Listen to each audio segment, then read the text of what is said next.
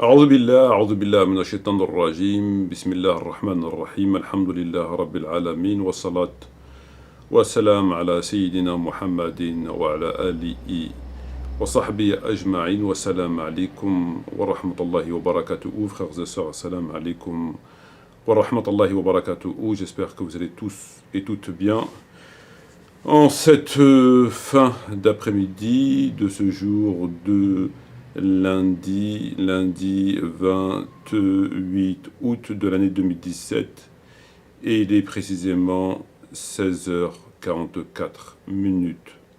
16h44 minutes, on se retrouve donc dans le prolongement de ce que nous avons réalisé très récemment, à savoir l'analyse des Sahih Muslim. Nous avons réalisé l'analyse du volume 1, puis du 2, puis du 3, puis du 4. On se retrouve donc pour l'analyse du volume 5. Analyse du volume 5 du Sahih Muslim. Nous nous rendons immédiatement à la page 39 de cet ouvrage. 39.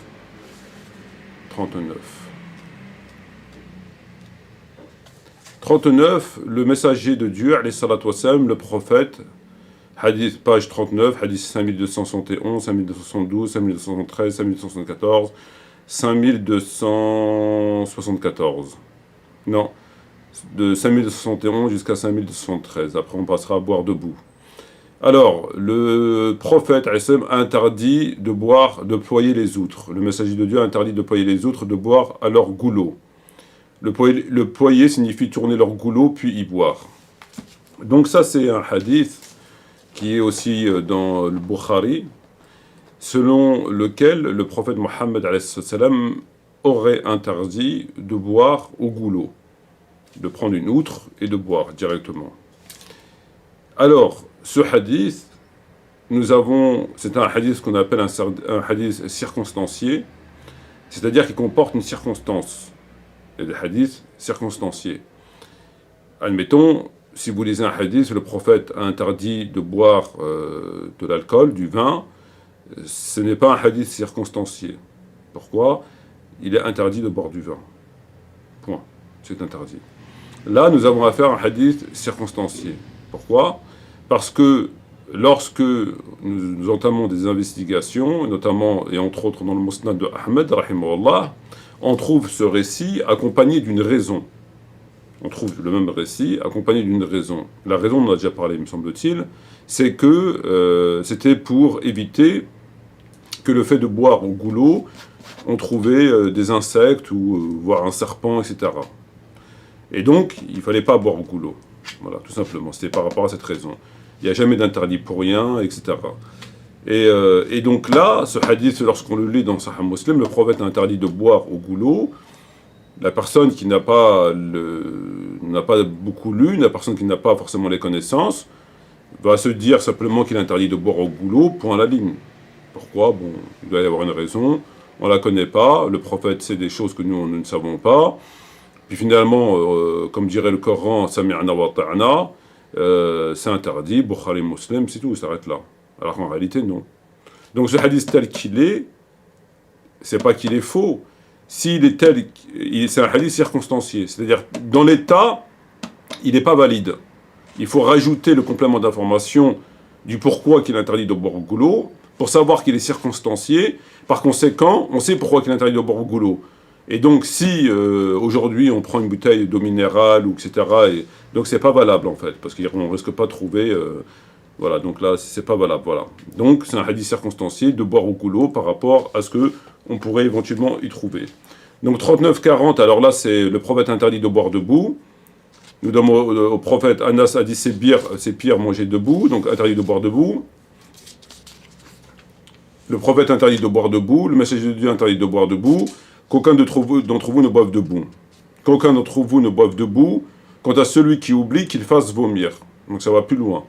Il est interdit de boire debout, et si tu bois debout, que tu as oublié que c'était interdit, tu dois vomir ce que tu as bu. Donc tu as bu de l'eau, debout, vomis. Qu'aucun d'entre vous ne boive debout, quant à celui qui oublie, qu'il se fasse vomir. Alors là, c'est catastrophique, parce qu'on a vu, donc c'était validé, comme on en a déjà parlé, par les propos de Albani, rahimahullah, qui a validé le fait d'interdire de boire debout, que rien ne contredisait le fait de boire debout, or ce qui est faux. Puisque nous avons vu dans le Bukhari que Ali alayhi salam a bu debout. Non seulement il a bu debout, mais il a expliqué que des gens prétendent qu'il est interdit de boire debout, alors que c'est pas vrai. Donc ça va encore plus loin. C'est qu'on n'est pas face à une contradiction du même akabi, de la même valeur. Nous avons un hadith contredit par un hadith, non seulement sur l'idée même, sur l'information même, mais au-delà de l'information, l'autre hadith vient nous expliquer que on prétend qu'il est interdit de boire debout alors que c'est pas vrai. Donc ce hadith, il a une solidité par le fait qu'il reprend l'interdiction. Donc elle n'est pas ignorée. On n'est pas face à une contradiction, il faut finalement trancher. Interdit ou pas interdit. On est non seulement face à une contradiction, mais à une contradiction appuyée par un contenu qui vient nous dire que ce qu'on vous dit là-bas, c'est pas vrai. Donc c'est très important. Et par ailleurs, si vous prenez Riyad al-Salihin, où on retrouve ce hadith, et qui a été commenté par Fawzan, et dans ces Sharh Fawzan, me semble-t-il, on verra ça plus tard quand il en reviendra, rahimahullah, dans le Riyad al-Salihin, ils disent non, c'est pas interdit de boire debout. C'est-à-dire qu'ils vont même contredire Albani, parce qu'il rapporte des hadiths, il dit non, c'est pas interdit, ils n'ont plus le choix en fait finalement, parce que c'est, voilà. Donc ce hadith, évidemment, on va dire Bukhari rapporte c'est pas interdit, Muslim dit que c'est interdit, on choisit lequel? Bukhari ou Muslim? Va-t-on se limiter au fait que Bukhari c'est plus solide que Muslim? C'est insuffisant. On ne peut pas dire parce que Bukhari, je prétexte qu'il serait plus fort que Muslim, donc ça suffirait à prendre Bukhari. C'est insuffisant. Qu'est-ce qu'on fait? On respecte l'un, on respecte l'autre, on respecte un jour l'un, un autre jour l'autre, on respecte ni l'un ni l'autre, qu'est-ce qu'on fait? On fait que le hadith, avec l'information complémentaire de circonstances, apporte une valeur d'ampleur qui fait que ça nous conduit à choisir celui de Bukhari. Donc il faut pencher vers le texte de Bukhari parce qu'il renferme une information de circonstance qui vient nous expliquer que des gens disent qu'il est interdit de boire debout, mais c'est pas vrai. Voilà. Donc ça, on n'a pas pu... c'est quand même...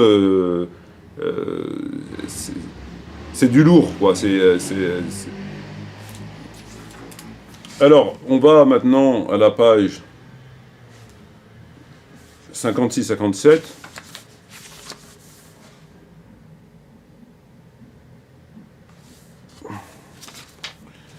Alors, page 56, donc, Ibn Zubayr nous donnait des dates. En ce temps, une disette avait frappé les gens. Ibn Omar passa alors que nous en mangions. Il disait, ne mangez pas 2 dates à la fois, car le messager de Dieu, alayhi salatu wassalam, a interdit cette pratique, sauf si l'homme demande la permission à son frère. Donc il mangeait des dates, Ibn Omar passe, il dit, il ne faut pas manger 2 dates à la fois, sauf si tu demandes l'autorisation à ton frère. Très bien. Commentaire en dessous, Shoba dit, je pense que cette parole ne provient que d'Ibn Omar, c'est-à-dire la demande de permission. Et ensuite on voit, le prophète a interdit à l'homme de manger 2 dates à la fois, jusqu'à ce qu'il demande la permission à ses compagnons. Donc, on a un texte selon lequel le prophète a dit qu'il est interdit de manger 2 dates à la fois, sauf si on demande l'autorisation. Et ici, il rajoute que cette phrase, la demande de permission, vient non pas du prophète, mais d'Ibn Omar. Il nous dit, Shoba a dit, je pense que cette parole ne provient qu'Ibn Omar. Quelle parole? C'est-à-dire la demande de permission. C'est pas le prophète qui l'a dit. Le prophète a simplement dit qu'il est interdit de manger 2 dates à la fois. C'est tout. Et Ibn Omar aurait rajouté de lui-même, sauf demander la permission. Or, cette parole est accrochée au hadith. C'est une parole qu'on a attribuée au prophète, qui est dans le hadith qui est attribué au prophète, et qui est d'ailleurs à la page ensuite, le prophète interdit de manger 2 dates à la fois. Le prophète a interdit de manger 2 dates à la fois jusqu'à ce qu'il demande la permission à ses compagnons. Et là, on a un problème par rapport à cela, parce que on dit que c'est Ibn Omar qui aurait ajouté cette phrase, alors que dans la page ensuite, c'est clairement le prophète qui le dit, alors que l'autre il dit c'est Ibn Omar qui a ajouté cette phrase, et le plus le plus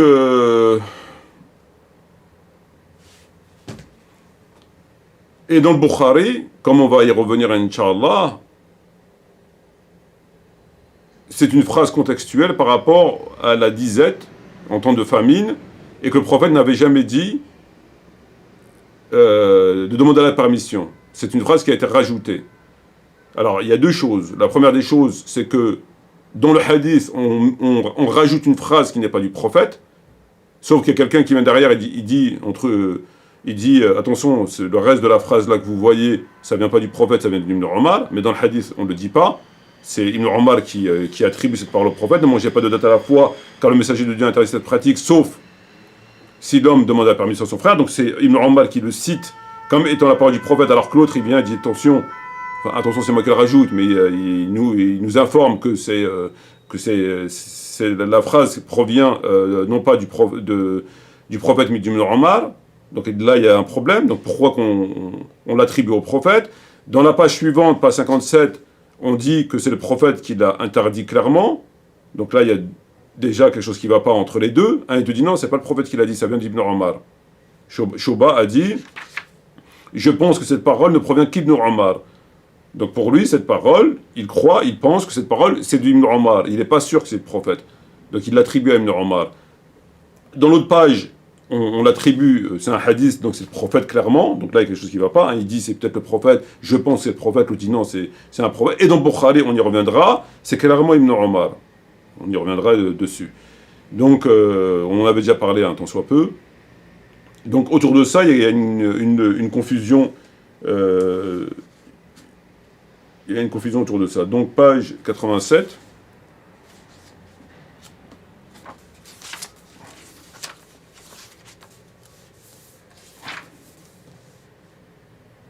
Le messager d'Allah vint sur moi 2 vêtements teints au kartam et dit ceux-ci font partie des vêtements des mécréants, alors ne les porte pas.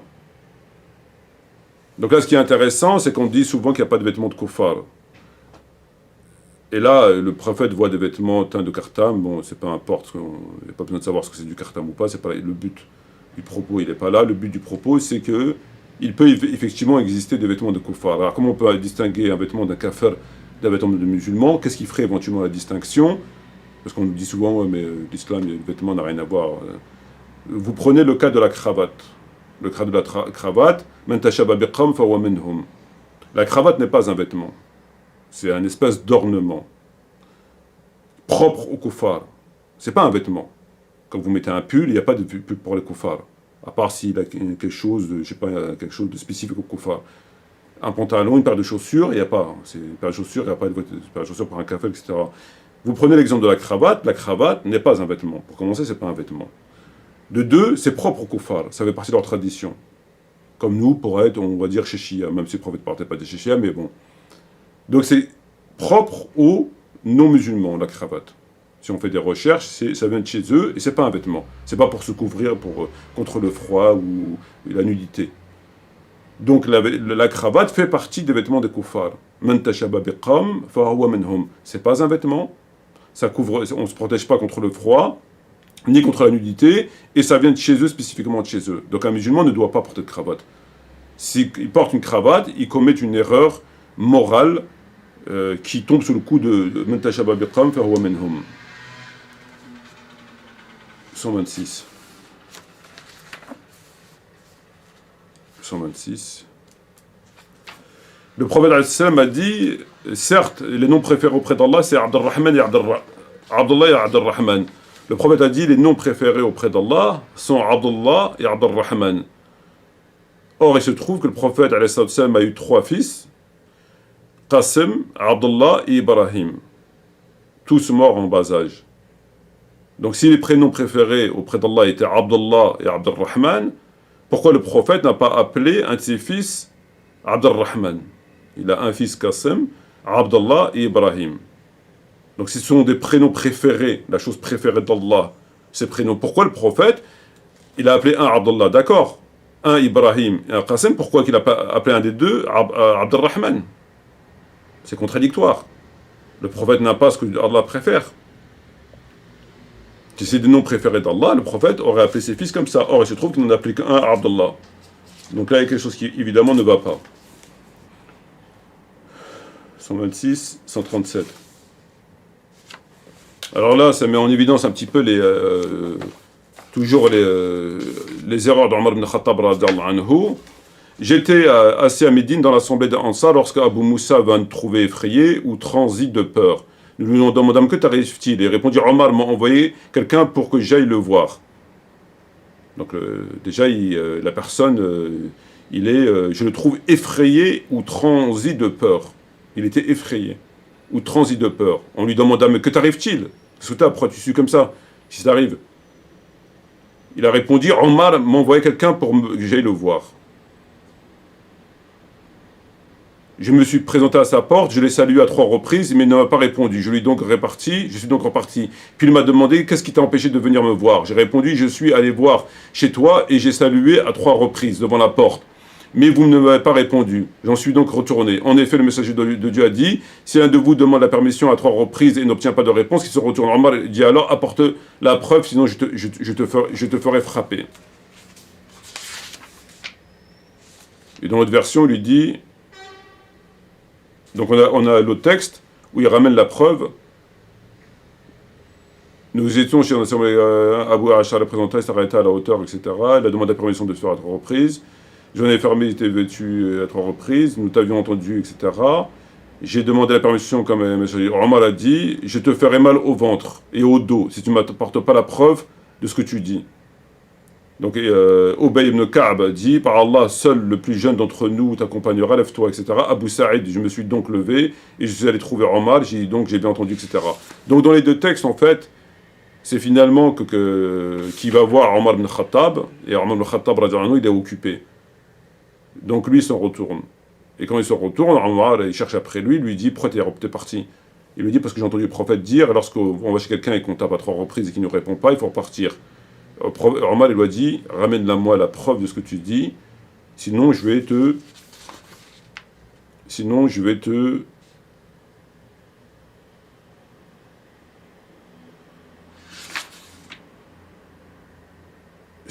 ferai mal au ventre et au dos. Si tu ne me parles pas la preuve. Il a rapporté encore la page suivante, etc. Donc ça met en évidence un certain nombre d'éléments qui viennent corroborer d'autres éléments. 146, 137, donc on a noté 137, 139, 140, hijab 151, 152.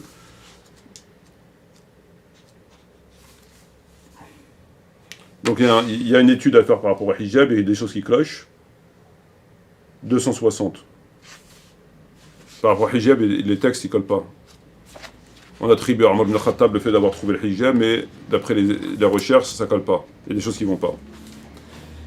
Donc 260, le messager de Dieu a dit, jamais le messager d'Allah, d'après Aïcha, radiallahu anha, le messager d'Allah n'a jamais rien frappé de sa main, ni femme domestique, sauf s'il combattait dans la voie de Dieu. Et jamais ne se vengeait, etc. Donc là, Aïcha nous dit que jamais le prophète n'a frappé quelqu'un de sa main, et on l'a vu dans le volume précédent, qu'il l'avait frappé sur la poitrine au point de lui faire mal. Donc d'un côté, on nous dit qu'elle a dit qu'il n'a jamais frappé personne, et de l'autre côté, elle-même rapporte qu'il a frappé sur la poitrine au point de lui faire mal. Est-ce qu'il y a eu prescription? Est-ce que c'était pas frappé, ça fait mal, mais c'est pas frappé, c'est autre chose? Bon. 271.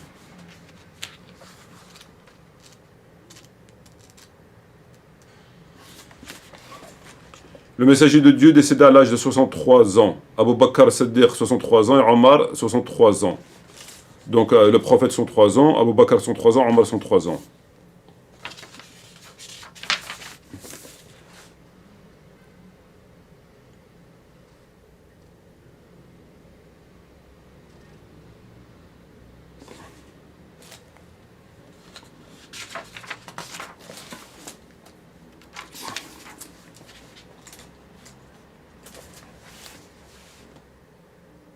Le messager de Dieu est mort à l'âge de 65 ans.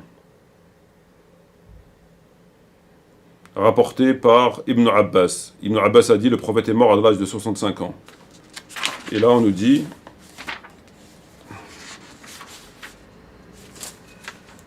par Anas ibn Malik, le prophète est mort à l'âge de 63 ans. Par Anas, il est mort à 63 ans, par Ibn Abbas, 65 ans, mais les deux sont authentiques. Bon. Tu choisis. Et là, le problème, c'est que s'il est mort à 65 ans, ben, c'est quand même assez particulier qu'ils arrivent à retenir l'âge précis. Bon, le prophète, ils auraient retenu l'âge précis par rapport au fait qu'il est né telle année, l'année de l'éléphant, donc ils ont considéré que c'était cette année, voilà. Mais comment retenir l'âge précis d'Abu Bakr ou d'Omar, radiallahu anhuma?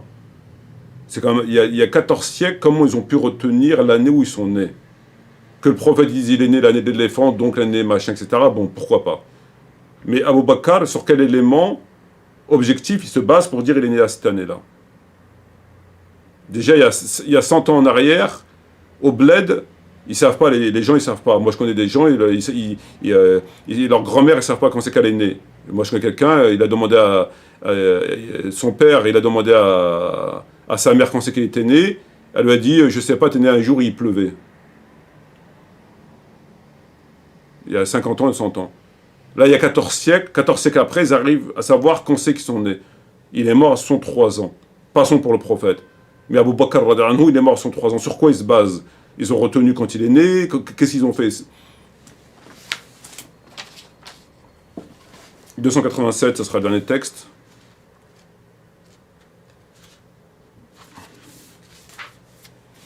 Alors, donc, on nous rapporte que, ici des hadiths, alors le messager de Dieu a dit, les fils d'Israël se lavaient nus, les uns regardant les parties intimes des autres. Bon. Mais Moussa, donc Moussa, alayhi salam, le prophète Moïse, se lavait seul. Ils dirent alors, par Allah, rien n'empêche Moussa de se laver avec nous, si ce n'est qu'il a une tuméfication. Un jour, il alla se laver, donc un jour Moïse, alla se laver, posa ses vêtements sur une pierre, et elle se sauva avec ses vêtements. Moïse courut à toute allure à sa poursuite en criant, mes vêtements, mes pierres, mes vêtements pierre, pas Pierre, le garçon Pierre, la pierre, la hajar. Le fils d'Israël purent ainsi voir les parties intimes de Moïse. Ils s'exclamèrent par Allah, Moïse n'a aucune infirmité. La pierre s'arrêta ensuite de sorte qu'on put le voir. Moïse reprit ses vêtements. Il se mit à frapper la pierre. Abu Hurayra. Moi je reste dubitatif par rapport à ce genre de texte. Moïse, alayhi salam, court à poil dehors. Donc c'est parties intimes que tout le monde voit. Il court après qui? Après quoi? Il court après une pierre sur laquelle il avait posé ses vêtements et elle s'est sauvée, la pierre. Donc qui a réussi à faire le miracle, la pierre se déplace? Sinon, sous-entendu Allah, forcément. Donc on nous fait comprendre qu'Allah voulait en quelque sorte laver l'honneur de Moïse, puisqu'il était accusé d'avoir une infirmité, donc il a fait bouger la pierre pour qu'il sorte de tronc et qu'il voit qu'il n'a pas d'infirmité. Alors qu'il a une infirmité ou pas, que ça peut leur foutre. Je veux dire que ça peut leur foutre qu'il a une infirmité ou pas. En quoi ça entache l'honneur de Moïse? Donc ce serait Allah qui aurait fait bouger la pierre, une pierre qui court. Lui, il court à poil derrière la pierre. C'est partie intime, vous voyez, comme dans les films où les gens, les nudistes, sauf que les nudistes, le plus souvent, ils jouent au tennis, ben lui, il court après une pierre. Et dès qu'il attrape la pierre, il tape la pierre. J'espère qu'il ne s'est pas fait trop mal, parce que taper une pierre, c'est... Qu'est-ce qu'on peut penser de ce genre de texte? Peut-on penser qu'un prophète, de surcroît comme Moïse, court à poil dans un champ? Et les gens, ils regardent ses parties intimes. Ils courent après une pierre, et la pierre, elle court. Qu'est-ce qu'on peut penser de ces récits? Et tout ça, sous le regard bienveillant d'Allah. Parce que ce serait lui qui aurait fait bouger la pierre. La pierre, pour qu'une pierre qu'elle bouge, il faut... moi, j'ai pas vu de pierre bouger, courir. Tourner à droite, tourner à gauche... j'ai pas vu. Bon. Si on nous dit que c'est sahih, c'est que c'est sahih. 63 ans, 65 ans. Sahih, les deux. Ah oui, c'est la chaîne de transmission qui est sahih. La chaîne de transmission authentique, texte authentique. À moins qu'on considère que les transmetteurs sont des menteurs. Donc là, ça renverra, hein, ça renvoie à remettre en question l'intégrité des compagnons et des tabi'in, etc.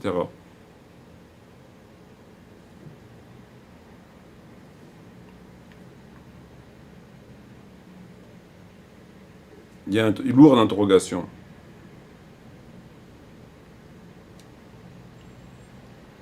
« 200 ans après, 2 siècles après, ils vont à la recherche de la parole du prophète, 200 ans après. Et sur simple propos retenus par la mémoire. 200 ans après, quelqu'un qui leur dit « Mon père a dit ça, mon grand-père a dit ça, qui a dit ça, etc. » Donc déjà, il faut avoir une mémoire, de mémoire. Hein. C'est pas il sort un papier, un parchemin, il dit « Regardez, ça a été... Non, non, c'est de mémoire. Donc il faut avoir une mémoire extraordinaire. Et puis il faut bien connaître les gens, parce qu'ils arrivent à dire qui est fiable, qui n'est pas fiable. Non, lui, il ne faut pas prendre de lui, parce que lui, il est louche. Enfin, évidemment que tout ça, ça laisse à désirer. Donc il faut être très critique, très critique sur les livres de hadith, très critique. Nous les prenons, nous les respectons, nous les validons, on les applique, mais quand ça va pas, ça va pas. Il n'y a pas de, il y a qu'un livre qui est parfait, où tout est authentique, c'est le Coran. En dehors du Coran, tout est en dessous. Il n'y a pas de après Coran. Il n'y a personne. Voilà, donc il faut arrêter avec ce discours de. C'est 200 ans après. 200 ans après, ils vont récupérer des hadiths de bouche à oreille. Et on vient nous expliquer que moi, je parle avec des gens 5 minutes, ils déforment mes propos. Ben, rien que vous regardez les vidéos, en général, tout le monde se plaint qu'on déforme leurs propos. J'ai jamais dit ça, tu dis que j'ai dit ça dans la vidéo, mais moi j'ai jamais dit ça, j'ai dit que ça. Voilà, en 5 minutes. Bon, il y en a qui le font exprès, c'est vrai. Mais il y en a qui ne le font pas exprès aussi. Alors imaginez-vous 200 ans après. 200 ans après. C'est pas une semaine, 200 ans. 2 siècles. La personne vient et dit oui, j'ai entendu ça de mon grand-père qui a dit ça de mon père, qui a dit ça de machin, qui a dit ça, que le prophète a dit ça. Et tout, c'est vrai, il n'y a pas eu de déformation, il n'y a pas eu de... Voilà, on analyse, alors il a dit qui, un tel qui a rapporté, c'est qui un tel, il a vécu, tu as un profil de la personne, tu as fait une enquête de personnalité, il était bien, lui il était comment, il a vécu, pourquoi pas. Sur ce, à bientôt, Inch'Allah, shukran jazilan wa salam alaikum wa rahmatullahi wa barakatuh.